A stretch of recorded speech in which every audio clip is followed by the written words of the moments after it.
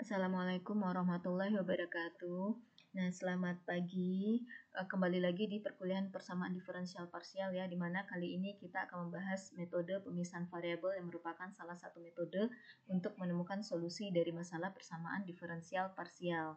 Kalau sebelumnya kita sudah membahas bagaimana menemukan solusi dari persamaan diferensial dengan metode di mana kita awali dengan membentuk auxiliary equation atau persamaan auxiliary dari suatu PDP. Nah, sekarang kita bahas dengan menggunakan metode pemisahan variabel. Akan ada satu contoh nantinya di mana kita akan membahas bagaimana menemukan solusi dari PDP dengan menggunakan metode yang kita bahas di minggu sebelumnya dengan metode pemisahan variabel yang akan kita bahas saat ini. Nah, sebelum kalian mendengarkan lebih lanjut videonya, silahkan di-pause dulu video ini untuk berdoa menurut agama dan kepercayaannya masing-masing. Mudah-mudahan kita diberi kesehatan selalu dan beserta keluarga ya, sehingga kita bisa menjalankan rutinitas kita sebagaimana biasanya. Kemudian jangan lupa bersyukur juga ya. Oke, kita langsung masuk ke metode pemisahan variabel itu. Jadi ceritanya, ide dari metode pemisahan variabel ini adalah kita akan menuliskan suatu persamaan diferensial parsial menjadi dua persamaan diferensial biasa yang terpisah, di mana masing-masing persamaan diferensial biasa tersebut itu hanya tergantung pada satu variabel saja. Let's say kita punya variabel tidak bebasnya adalah variabel u, di mana u itu tergantung pada dua variabel bebas, yaitu let's say variabel x dan t. Nah, maka dengan metode pemisahan variabel ini kita akan memecah fungsi u itu sedemikian sehingga u itu asumsi kita bisa dinyatakan sebagai solusi dari persamaan diferensial tersebut bisa dinyatakan sebagai perkalian antara fungsi x ini dengan fungsi t ini. Ini kan terpisah jadinya kan ya. Nah, berikutnya, dari sini nanti kita akan memperoleh dua persamaan diferensial biasa yang berbeda. Maksudnya adalah dari sini kita punya satu persamaan diferensial biasa yang tergantung pada variabel x saja, dan dari sini kita punya satu persamaan diferensial biasa yang tergantung pada variabel t saja. Kemudian berikutnya adalah kita selesaikan masing-masing persamaan diferensial biasa tersebut, dan kemudian untuk menjadi solusi umum dari masalah PDP itu adalah kombinasikanlah solusi dari PDP ini dengan solusi dari PDP yang di sini nantinya. Nah, begitu strategi untuk menemukan solusi dari persamaan diferensial parsial dengan menggunakan metode pemisahan variabel. Namun, tidak semua persamaan diferensial parsial yang bisa diselesaikan dengan metode pemisahan variabel ya. Just in case kita bisa dari PDP itu ternyata memang ekspresi dari PDP-nya bisa dinyatakan secara terpisah, yaitu fungsi yang tergantung pada variabel x saja dan fungsi yang tergantung pada variabel t saja. Nah, untuk lebih jelasnya kita lihat di contohnya. Oke, contoh pertamanya adalah ini PDP linear homogen berorder 2 ya, karena ada muncul UXX, artinya adalah turunan kedua U terhadap X. Ini adalah turunan kedua U terhadap X, turunan pertama U terhadap X, dan turunan pertama U terhadap Y. Nah, PDP-nya begini. Kita akan menyelesaikan masalah PDP ini dengan menggunakan metode pemisahan variabel. Nah, dengan menggunakan metode pemisahan variabel, kita akan mulai berasumsi bahwa, by the way, saya tekankan terlebih dahulu, yang dimaksud dengan mencari solusi dari PDP ini, itu artinya kita akan mencari fungsi U ya, di mana fungsi U itu tergantung pada dua variabel bebasnya. Dalam hal ini, variabel bebasnya adalah X dan Y ya. Nah, kita akan mencari fungsi U, di mana fungsi U tersebut jika kita temukan turunan keduanya terhadap variabel X, kemudian temukan lagi turunan pertamanya terhadap variabel X, dan temukan turunan pertama dari U tersebut terhadap Y, kemudian jalankan ini fungsi hasil turunan kedua terhadap X dikurang 2 kali ekspresi dari turunan pertama U terhadap X ditambah turunan parsial U terhadap Y, itu hasilnya akan sama dengan 0. Jadi kuncinya adalah kita harus mencari ekspresi untuk fungsi U ya, karena ada yang bertanya ke saya di minggu sebelumnya. Nah, dengan metode pemisahan variabel, kita akan mulai berasumsi bahwa U itu bisa dinyatakan sebagai perkalian antara dua buah fungsi ini, yaitu fungsi X dan fungsi Y. Perhatikan bahwa X besar dan Y besar itu hanya sekedar notasi dari fungsi, di mana X besar ini adalah notasi fungsi yang tergantung pada variabel X saja, sedangkan Y besar ini adalah suatu fungsi yang tergantung pada variabel Y saja. Jadi di sini yang berperan sebagai variabel bebas adalah X kecil dan Y kecil. Sedangkan X dan Y di sini jangan dikatakan sebagai variabel bebasnya ya, dia adalah suatu fungsi. Atau kalau khawatir salah boleh juga digunakan notasi lain, misalnya X besar ini diganti dengan F, kemudian Y ini diganti dengan G, silahkan. Nah, berikutnya karena di sini kan yang muncul turunan kedua U terhadap X, turunan pertama U terhadap X, dan turunan pertama U terhadap Y, maka dari asumsi ini temukanlah ekspresi atau formula untuk UY, untuk UX, untuk UXX. Nah, di sini saya mulai dengan menemukan turunan parsial U terhadap X. Nah, kan fungsi U itu dinyatakan seperti ini ya. Kalau kita ingat lagi materi tentang turunan parsial waktu kalkulus, kalau kita mau menurunkan ekspresi ini terhadap variabel X, maka fungsi yang Y ini bisa diasumsikan sebagai konstanta dong ya, karena kan dia tidak tergantung pada variabel X. Maka turunan parsial dari U terhadap X atau turunan dari X kali Y ini terhadap X itu adalah turunan dari ini saja terhadap X dikali ya fungsi ini. Toh fungsi ini kan tidak tergantung pada variabel X, jadi ya dia tetap saja Y. Nah, turunan pertama X besar terhadap variabel X itu dinotasikan di sini dengan X aksen. Jadi, turunan parsial U terhadap X itu adalah X aksen kali Y. Secara simbolis begini. Kemudian kita butuh UXX atau turunan kedua U terhadap X, maka temukan turunan dari ekspresi UX ya. Nah, UX itu sama dengan ini.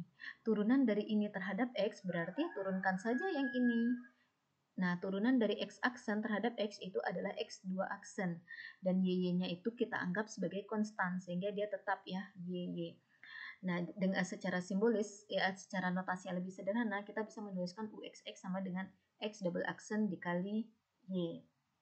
Nah, berikutnya kita butuh UY yang merupakan turunan pertama U terhadap Y.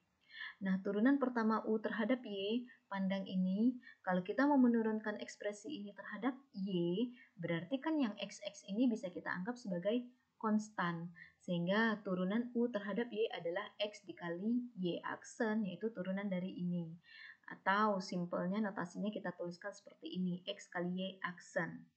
Nah, langkah berikutnya adalah substitusilah UXX, UX, UXX, dan UY ini ke persamaan diferensial parsial ini. Nah, kan kita punya yang tadi ini ya. UXX itu adalah X double aksen Y ini dikurang 2 kali UX. UX itu adalah X aksen Y ini ditambah UY. UY itu adalah XY aksen ini. Sama dengan 0. Nah, langkah berikutnya adalah kita kelompokkan. Kebetulan yang dua suku ini kan bisa dikelompokkan ya. Maksudnya dikelompokkan adalah kita keluarkan Y-nya sedemikian sehingga yang dua suku ini bisa dituliskan menjadi Y dikali X double aksen dikurang 2X aksen, ya kan ya. Yang di sini keluarkan Y, maka tersisa X double aksen, ini dia. Dikurang, yang di sini juga sudah dikeluarkan Y, maka tersisa 2X aksen. Kemudian yang X, Y aksen di sini biarkan berdiri sendiri, jadi ditambah X, Y aksen sama dengan 0. Nah, langkah berikutnya kita pindahkan yang ini ke ruas kanan sehingga kita punya Y kali X double aksen dikurang 2X aksen sama dengan negatif dari X, Y aksen.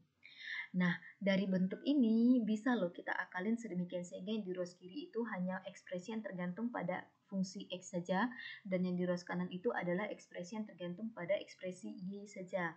Nah, ini kalau kita bagi semua ruas ini dengan yang ini deh, yang negatif X ini atau X ini kita pindahkan ke kiri, jadi kan dibagi X ya.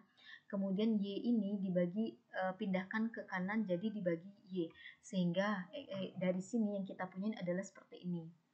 Yaitu X double aksen dikurang 2X aksen dibagi X. Karena yang kali X di kanan pindahkan ke kiri kan menjadi X bagi X.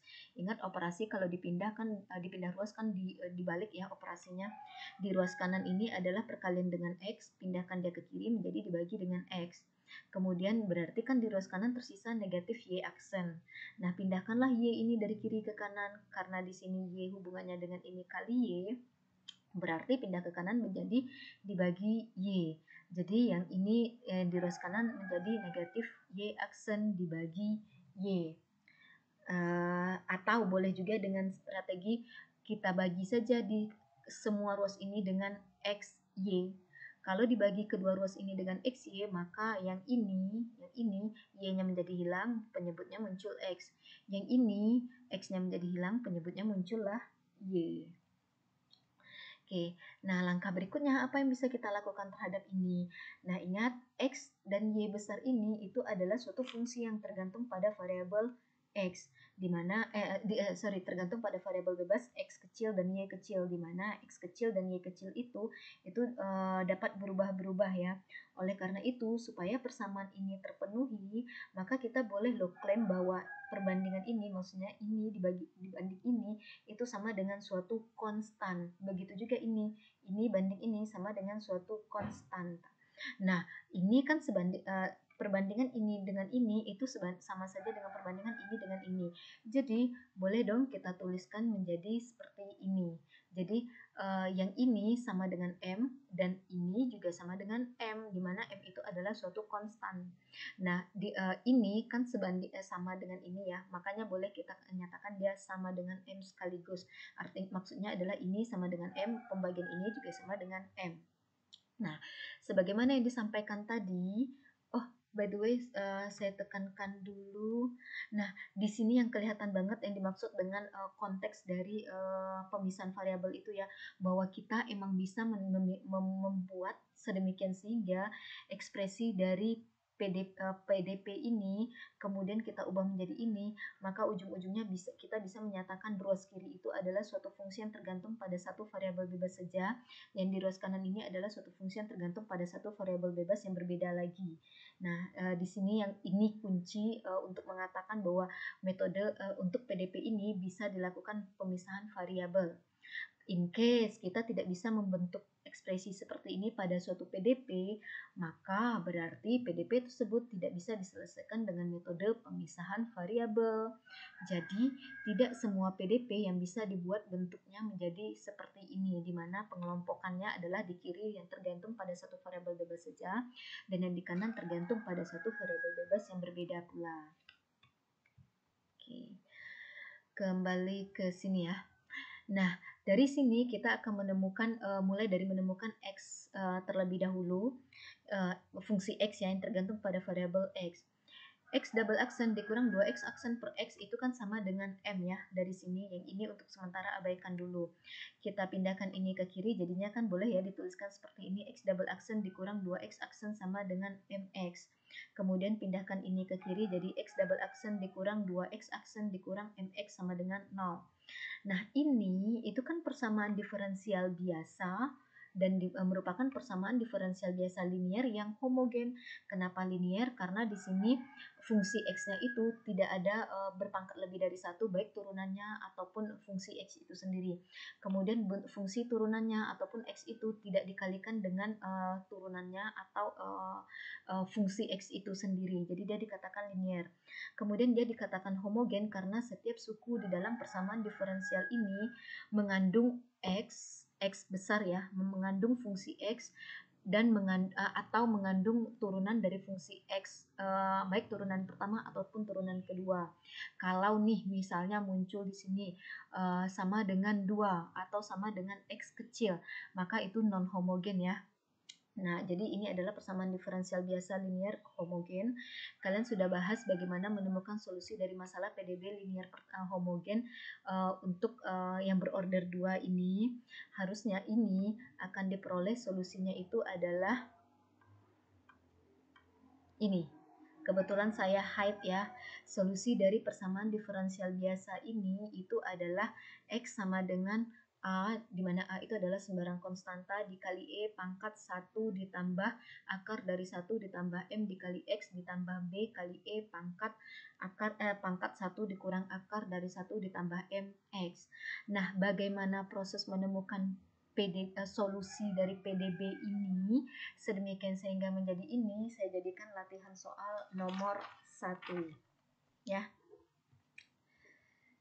Oke, nah berikutnya kita akan menemukan Y nih sekarang, kan tadi sudah X ya, menemukan Y. Dari sini kita punya negatif Y aksen per Y sama dengan M, sehingga kita bisa tuliskan Y aksen sama dengan negatif MY ya.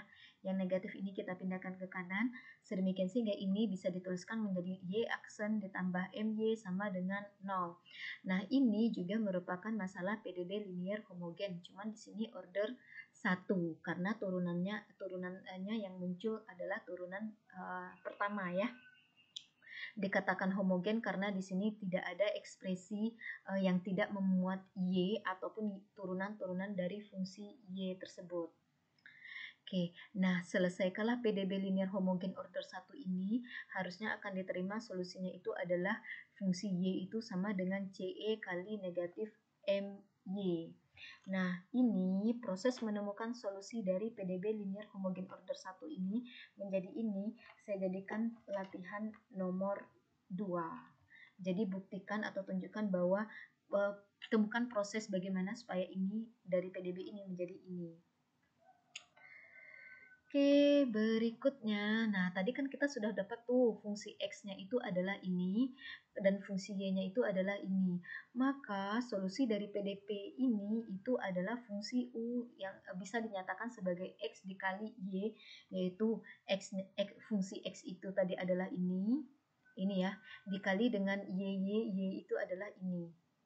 Nah, tinggal dikalikan saja ini dikali ini, itu jadinya ini. A dikali C itu saya notasikan dengan K1 saja, kemudian E pangkat 1 ditambah akar dari 1 ditambah MX dikali dengan E pangkat negatif MY, itu kan karena bilangan pokoknya sama-sama E ya, maka pangkat ini kita jumlahkan saja, jadi ini ditambah negatif MY. Kemudian ditambah yang B dikali C ini saya notasikan dengan K2 dikali dengan E pangkat ini ditambah negatif MY ya, jadilah ini. Udah, ketemulah solusi dari PDP ini, itu adalah fungsi U, di mana fungsi U itu adalah bentuknya seperti ini. Nah, yang agak aneh itu adalah kemunculan M ini, padahal kan M ini tidak ada di soal PDP-nya ini ya, tidak diketahui. Nah, M ini akan bisa ditemukan seandainya kita M ini solusi dari PDP ini akan lebih spesifik lagi, di mana nilai M ini itu muncul nilainya jika dari PDP ini dipunyai informasi terkait nilai awalnya atau syarat batasnya. Jadi karena PDP ini tidak terlalu lengkap soalnya, maksudnya tidak terlalu lengkap di sini adalah tidak ada informasi nilai awal dan tidak ada pula informasi tentang syarat batas, maka ya hanya sampai sinilah kita bisa menemukan nilai U-nya, di mana fungsi U-nya, di mana M itu adalah suatu konstanta. Oke, sekian untuk contoh ini. Berikutnya kita lihat contoh 2.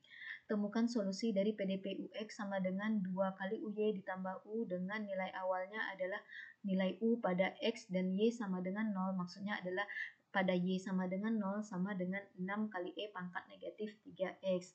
Nah, ini berarti PDP linear homogen order 1 ya, karena turunan parsialnya muncul adalah hanya turunan pertama saja. Kemudian homogen karena di dalam PDP ini ya, muncul U, kemudian di setiap sukunya itu ada muncul U atau turunan parsial U terhadap variabel bebasnya, di mana variabel bebasnya di sini adalah X dan Y. Nah, untuk kali ini saya akan membahas bagaimana menemukan solusi dari PDP ini dengan metode yang sudah kita bahas di minggu sebelumnya. Nah, PDP linear order 1 itu kan yang ini itu kan bisa dinyatakan sebagai ini ya. UX dikurang 2 kali UY sama dengan U. Dan di pertemuan sebelumnya kita sudah menuliskan bentuk umum dari solusi dari PDP linear homogen order 1, bahwa solusi dari PDP ini itu sama dengan E pangkat X dikali suatu fungsi F yang tergantung pada ekspresi Y ditambah 2X ya. Dari sini yang E pangkat X ini koefisien dari X-nya itu kan 1, itu karena koefisien dari U di sini itu adalah 1. Kemudian yang F fungsi yang tergantung pada ekspresi Y tambah 2X itu berdasarkan pada solusi yang ini untuk yang di sini. Jika kita nyatakan ini sama dengan 0. Oke, by the way, perlu dicatat bahwa karena minggu lalu ada lagi yang bertanya bahwa f dalam kurung y tambah 2x itu bukan artinya fungsi bahwa u ini adalah sama dengan e pangkat x kali y ditambah 2x ya, bukan. F dalam kurung y tambah 2x itu artinya adalah f ini yang ini itu adalah suatu fungsi yang tergantung pada ekspresi y ditambah 2x. Bisa jadi ini artinya adalah E pangkat Y ditambah 2X, atau yang ini adalah E pangkat negatif 10 kali negatif 10, E pangkat negatif 10 kali Y ditambah 2X, dimana kali Y tambah 2X itu adalah perkalian untuk negatif 10-nya atau perkalian untuk pangkatnya. Atau bisa juga ini itu menyatakan sinus dari Y ditambah 2X. Intinya adalah suatu fungsi yang tergantung pada ekspresi Y ditambah 2X ya. Nah, kan kita punya nilai awal, ini by the way solusi umumnya ya. Kita mau menemukan ekspresi untuk formula ini. F yang tergantung pada ekspresi Y ditambah 2X. Nah, kita manfaatkanlah nilai awal ini. Nilai awalnya mengatakan bahwa pada Y sama dengan 0, maka fungsi U ini sama dengan 6E pangkat negatif 3X. Nah, kita jalankan, tadi kan ini solusi umumnya ya, ini solusi umumnya, ganti Y-nya dengan 0, ini ganti Y dengan 0, yang di sini E pangkat X kali F dari suatu fungsi yang tergantung pada 2X, karena Y-nya kan kita ganti dengan 0. 0 tambah 2X kan 2X. Nah, menurut informasi nilai awal, nilai U pada X, pada sumbarang X, dan pada Y sama dengan 0, itu adalah 6E pangkat negatif 3X. Jadi ini sama dengan 6 kali E pangkat negatif 3X. Ini berasal daripada informasi nilai awal. Nah, kita temukanlah F2X ini. Nilai F pada 2X itu sama dengan 6E pangkat negatif 3X dibagi E pangkat X ini dong. Karena kan kali E pangkat X ini pindahkan ke kanan ya, jadi ini. Nah, E pangkat negatif 3X dibagi dengan E pangkat X itu kan menjadi E pangkat negatif 4X. Jadi F pada 2X itu sama dengan 6E pangkat negatif 4X. Nah, kita asumsikan 2X ini sebagai P. Tadi ini ya. Ini. Nah, kita asumsikan 2X ini sebagai P. Maksudnya kita mau tahu kalau F pada 2X-nya sama dengan ini, maka fungsi F yang tergantung pada X itu sama dengan apa jadinya. Nah, begitu. Nah, kita asumsikanlah 2X ini sebagai P, maka X-nya kan sama dengan P bagi 2 ya. Nah, maka yang ini bisa kita tuliskan menjadi FP sama dengan, karena kan 2X-nya sama dengan P ya, 6E pangkat negatif 4X, yang X ini ganti dengan P per 2. Karena kan kalau tadi di dalam kurung ini P, maka kita maunya ekspresi di sini kan tergantung pada P pula. Nah, karena X sama dengan P per 2, maka negatif 4 kali P per 2 itu sama dengan negatif 2P. Jadi, secara umum bentuk F ini atau formula dari F ini pada suatu variabel itu sama dengan 6 kali E pangkat negatif 2 kali variabelnya ini. Nah, yang kita butuhkan kan nilai ekspresi dari fungsi F pada Y ditambah 2X. Maka gantilah P di sini dengan Y ditambah 2X, dan P di sini juga tentunya diganti dengan Y ditambah 2X. Jadi, formula F yang tergantung pada Y tambah 2X itu sama dengan 6 kali E pangkat negatif 2 kali Y ditambah 2X. Atau kalau kita sederhanakan jadinya nanti dengan demikian solusi U, saya sederhanakan nanti saja ya di solusi umum ini. U itu kan tadi solusi umumnya kan ini nih, jadinya E pangkat X kali suatu formula F yang tergantung pada ekspresi Y ditambah 2X. Nah, kita temukan formula dari F yang tergantung pada Y tambah 2X itu sama dengan 6E pangkat negatif 2 kali Y ditambah 2X. Jadi, U itu yang merupakan solusi dari PDP tadi itu adalah E pangkat X dikali 6E pangkat negatif 2Y dikurang 4X, yaitu yang ini kita substitusikan ke sini atau mengganti ini. Nah, negatif 2 kali Y kan negatif 2Y. Negatif 2 kali 2X itu adalah negatif 4X. Jadi U-nya sama dengan ini, tinggal disederhanakan saja, maka kita peroleh U itu sama dengan 6E pangkat negatif 2Y-nya tetap, yang ini X dikurang 4X menjadi negatif 3X, ya kan boleh disatukan karena kan ini operasi kali. Sudah ketemulah bahwa solusi khusus dari PDP linear homogen order 1 UX sama dengan 2UY ditambah U dengan informasi nilai awal U pada sembarang X dan Y sama dengan 0 itu sama dengan 6E pangkat negatif 3X. Solusinya adalah U sama dengan 6E pangkat negatif 2Y dikurang 3X.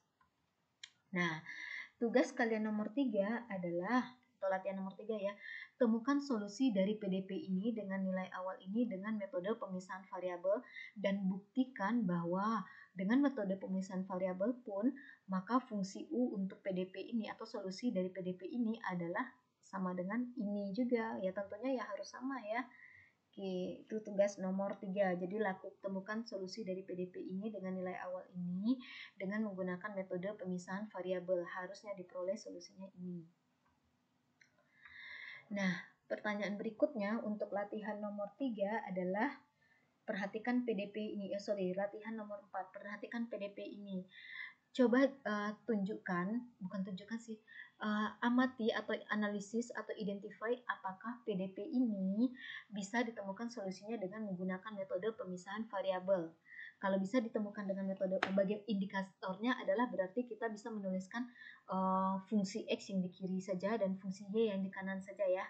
Nah, identifikasi apakah bisa diselesaikan PDP ini dengan menggunakan metode pemisahan variabel. Seandainya bisa, temukan solusinya. Seandainya tidak, ya tunjukkan kenapa tidaknya. Intinya adalah tuliskan alurnya. Oke, ini menjadi soal latihan nomor 4. Oke, sekian untuk materi metode pemisahan variabel untuk di video ini ya. Masih ada di pertemuan ini kita masih akan membahas satu topik lagi yaitu memanfaatkan metode pemisahan variabel tadi untuk menyelesaikan masalah persamaan panas. Oke. Nah, kalau kalian bisa memahami bagaimana menyelesaikan masalah PDP dengan menggunakan metode pemisahan variabel tadi, maka insya Allah akan mudah juga mengerti metode pemisahan variabel untuk menyelesaikan masalah persamaan panas. Oke, terima kasih. Assalamualaikum warahmatullahi wabarakatuh.